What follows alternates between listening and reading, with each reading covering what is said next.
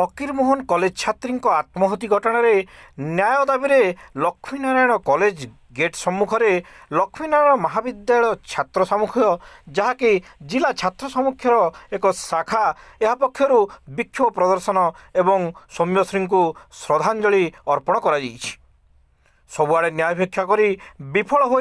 Baleshwar Fakir Mohan college छात्री सौम्याश्री BC जीवन हारिबा घटन सरकार चरम विफलतार प्रतिवाद एवं मामलार न्यायिक तदंत सह अभियुक्तों विरुद्ध में दृष्टांतमूलक कार्यानुष्ठान दाबी को नहीं आज जिला छात्र सामूह्य लक्ष्मीनारायण महाविद्यालय शाखा पक्षर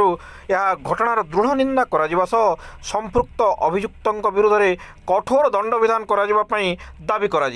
महाविद्यालय छात्र तथा सामूह्य जिला संयोजक रवि रोहिदास नेतृत्व में छात्र छात्री माने लक्ष्मीनारायण महाविद्यालय गेट सम्मुखें सौम्यश्री बिसी फोटोचित्र में माल्यार्पण प्रदान करने पर